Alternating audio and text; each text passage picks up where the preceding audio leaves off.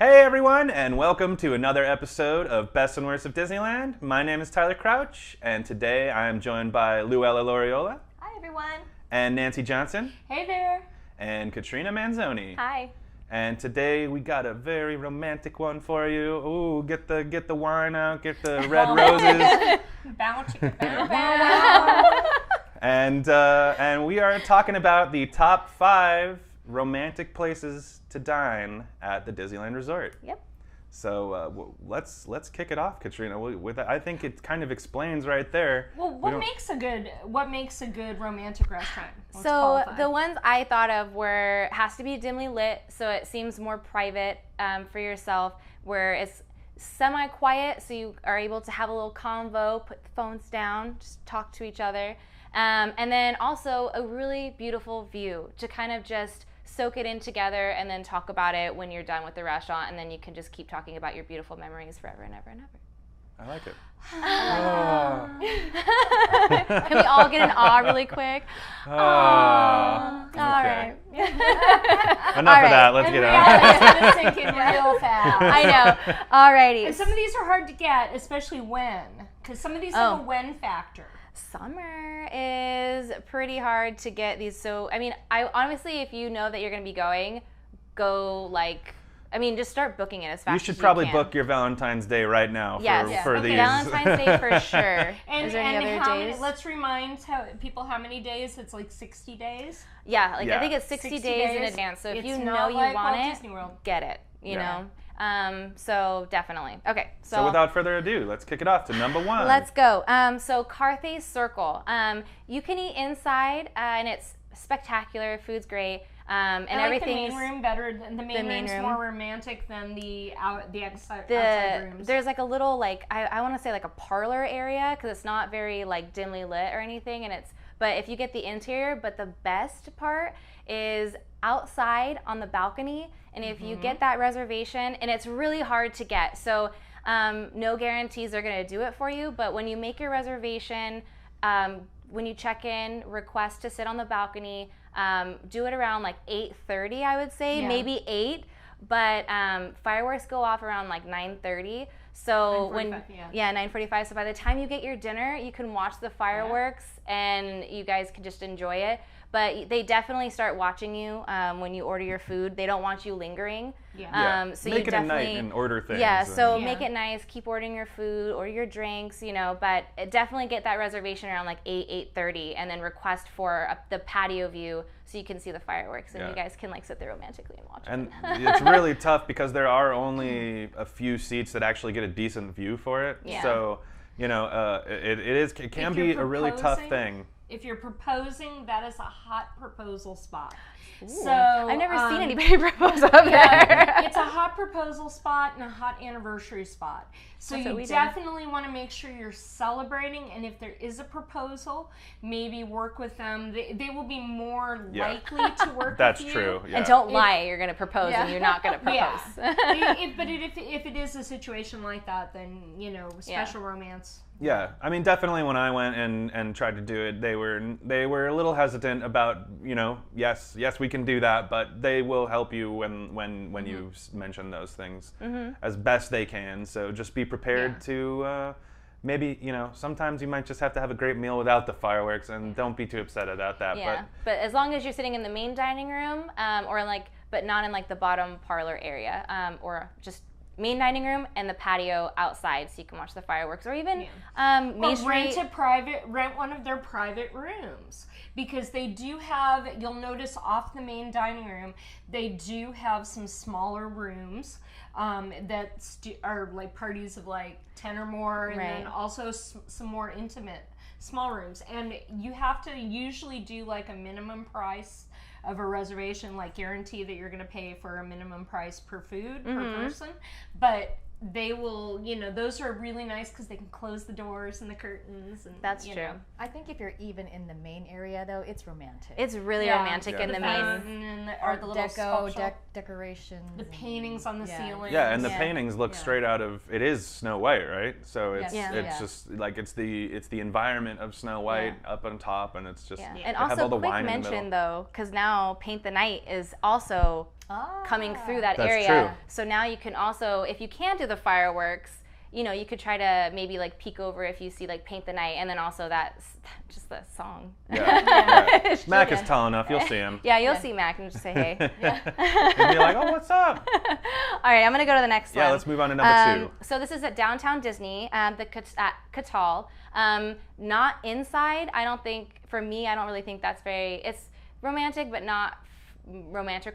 There's nothing wrong with it, but it's not. It doesn't blow your socks off. It can get really loud, but if you sit on the patio, you can also see the fireworks around like 9:30, 9:45. So now the view isn't quite as great. You cannot see all of the fireworks because there is still a building in the way. But you could see majority, right? At least, and it is just a great place to go. Do they pipe in the music there? I don't think so. I don't think they do actually. They don't pipe in the music over at Carthay Circle either. I don't think. Yeah, they do. Do they? Okay. Yeah. Oh. Yeah, they definitely do. Okay. Yeah. But, Thank you, Tyler. Yeah, I love Catal. Catal is actually where my husband and I went after he proposed to me. So I find it a really romantic place, and the food is excellent, and it's really like a nice ambiance as well. Mm-hmm. It's a little, if you have really picky eaters, it's a little more challenging of a location. Yes, it is. They do a good steak though, but you know, they will work with you. Yeah. They're really nice and about that. inside, to me, the atmosphere of inside is like a higher end Santa Monica restaurant. Okay. Because let's face it, the Patina Group has several high-end restaurants all throughout the Los Angeles area. Yeah, they know what they're That's doing. how they made their name in their business. Yeah. So. Yeah. It is the Patina Groups. It is definitely patina. And it's like you were saying with it's harder to have somebody who maybe is not quite an adventurous eater go there. Again, they have the steaks and hamburgers and stuff. It's kind of an eclectic menu because they have the paella and then they go down to the prime rib, and so. And their accompaniments are slightly, more adventurous, but really don't let it scare you. Yeah. The flavors of the food are amazing. Even if you think you wouldn't like it, 10 to 1 you probably will. Yeah. That's true. So let's move on to number 3 there, Katrina. Okay, so we're going to go back to Disneyland, where everybody wants to go try to have dinner, is at the Blue Bayou. It is so romantic. Yes, it could get a little loud, but I think it's just so romantic when it's just dark and you have this like beautiful like flickering candle in front of you and you just like talk to one another. And then if you get like that prime seating like right on the waterfront, then you see like the boats go by. I wonder what it would be like now, before they switch over the because it's shut down right now. How quiet it's gonna be. Yeah. Well, I don't think Blue Bayou, I feel like when they shut down Pirates, they shut down Blue Bayou, but maybe I'm wrong about that. No, they do. When they shut down Pirates, they shut down Blue Bayou. Okay, so be warned. So if they shut down Pirates, then But go ahead. I guess one of the things I actually like it back just a little bit away from the water because you do like get one the little boats table that back. you do get the boats that go by you yelling Sarcastic. Throw us some rolls. Give me I a do. bread. Yeah. Oh, boy. That's true. It is So- pretty obnoxious. It can be fairly odd or obnoxious depending on the time of day. It's true. Flash photography. And it is really bright towards where you walk in. Yeah, so and you have to be towards like the right in that bathrooms. little middle So, section. But I think that's really romantic, and they have really good food.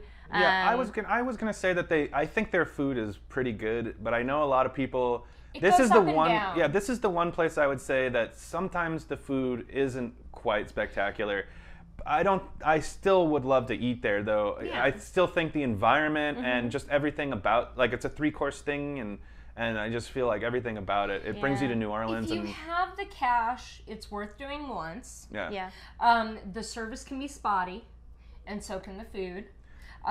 But you can't go wrong with several of their items. Their steaks are always good. I've never had and they're like, was the it pork their chops with the root beer apples, if they still have that on the I'm not menu. sure, but I do know Their that cheesy I love potatoes their are really the good. gratin potatoes and Yeah. the steak. Whenever you get steak and lobster together, I've always had that amazing. They do the surf and turf, which is so good, and for a surf and turf, it's actually pretty decently priced. Yeah, and it's always So- like, I don't know, sentimental to me because that was Tyler and I's first date Oh. when he asked me out. Oh. Well, It and was I nice. like that you can have a romantic lunch. It's true because Yeah, it's it always doesn't have dark, to so be dinner. you don't have to do it that way. Because it's dark whether you go in lunch or dinner, so it can be romantic all day. Yeah, and it's like slightly, it's like the menu's a little bit different for lunch, and it's like a little bit cheaper. And then you can just do the dining package as well for like Fantasmic, and so it's like just a prefix, like, menu. So yeah. I would say one negative thing possibly for somebody who really needs to make like a bottle of wine or something part of their romantic night is that you cannot order anything alcoholic there.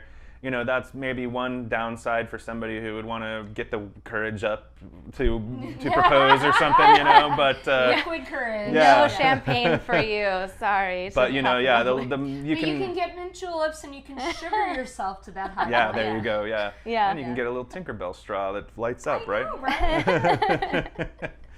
Okay, let's move on. Oh, So the next restaurant I love to death, at the Disneyland Hotel, Steakhouse 55, right next to Goofy's Kitchen.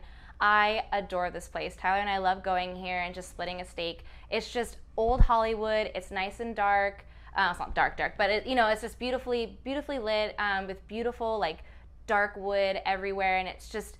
You just enter this kind of like cool club kind of vibe where like you can just meet like a beautiful old time celebrity at any moment, and it's kind of like Brown Derby-esque because of like the booths and stuff. So always try to ask for a booth. I think that's really romantic. And then just enjoy their steak. Tyler and I just love to get their fillet, and we just share the fillet, get a side, and then those potatoes. Oh my gosh! And then they have a beautiful wine selection that I adore. And then they have really good dessert too, so you can just And I love the old time Hollywood pictures. I love them. I really do. When you walk in there, it's like, oh my gosh, look at it. Feels like old Hollywood. It is. And just the fact that you go in and they kind of like to start the meal, they give you that amuse-bouche, and you kind of have that little tiny spoonful of whatever they feel like giving you that day, and it kind of just starts off the meal, and you're just kind of like, oh, and you get to have a nice little, oh, this is nice with your partner, and and the desserts are fantastic. Everything is good from the like what is start it? to the end. 24-layer chocolate cake. Yeah. Oh man, that is a sight to behold. Share that with your significant other. It's all romantic. Their creme brulee is fantastic. I always love their creme brulee. Nice and don't creamy. forget, the next morning you can come back and have the same environment for breakfast. You can have a date for breakfast if you want to. It's a little bit brighter in there for breakfast. It would be a nice romantic breakfasty sort of way to start off your day. Yeah, that's true. Definitely. Yeah. All right. Anyway, and then we have one more on the list here, number 5. But I have to be very specific on this one. Okay. We already got this a lot. I know. We all discussed. So Napa Rose, but in the lounge, I feel like is the most romantic place, not in the dining room. Reason why is it's a little bit more dimly lit, and you have these like really nice comfy chairs to sit down in the lounge. Because in the dining room, it is very, very bright. It's a little loud sometimes, and I feel like it's not very personable or like personal with your significant other, just because I don't know. There's no like candle, or it just doesn't seem like a very romantic spot. It's designed to be focused on the exhibition kitchen, and it's a very distinct style of restaurant. Yeah, and you cannot get past that. I mean, they do have those sealed off rooms, but that is a serious dollar amount to pay for it. Pretty pricey. Now, I would even go a step further and ask if you can sit out on the patio after dark, because you can still order the full menu, and you get some lovely tables around a fire pit, and so the outside can be even more fun. Yeah, and the reason, and also people might be wondering, there is the chef's table, but I feel like even that sometimes is not very romantic, just because you're going to be sitting with other people. And then also, if it was me, and like Tyler and I have done it before for anniversaries, but you're just so focused on like what they're cooking and what the chef's going to be saying, It's all about the interactive experience. Yeah, and I feel like that's great, but for a nice, quiet, romantic place, it's the lounge. You get the full menu, and it's just, and then they have a fireplace in there, so you can kind of like sit by the fireplace or in the corner. Is on the side, so you don't hear the hustle and bustle of the kitchen, which is why it's a little bit more romantic, while you can have that conversation with your date. And you also, if you're into having more wine involvement with your romantic or drink involvement, you've got an entire staff of sommeliers, and some of them are even master sommeliers on top of it, which is a huge thing. They were all destined to eventually take the test.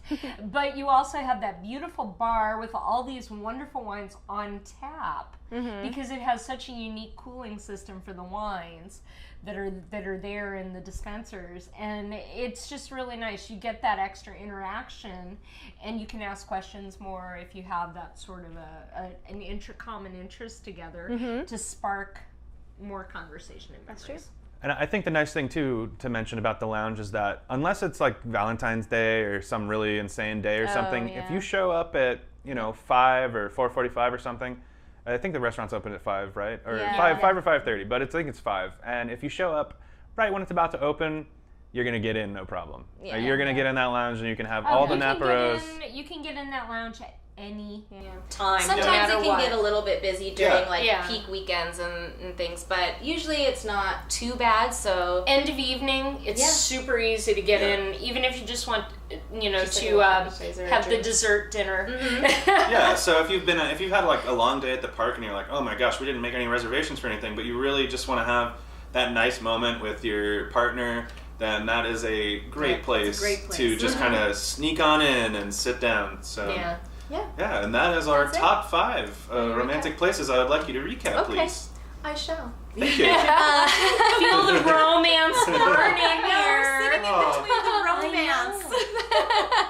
All right, so Carthay Circle, either in the main area or on the patio, and then maybe try to get it for the fireworks. Catal on the patio to see the fireworks. The Blue Bayou, Steakhouse 55, and then last Napa Rose Lounge. Awesome. Yeah, so there we go. And let us know down in the comments below if there's any romantic places that we missed or some romantic places that or you don't agree with us on. So I'd be really interested to hear. And budget romantic places too. Yeah, budget romantic places. Yeah. It would, romance doesn't have to be pricey. Nope. Yeah, exactly. That's exactly right. That's a good point. But so thank you guys so much for joining me, and thank you all for joining us.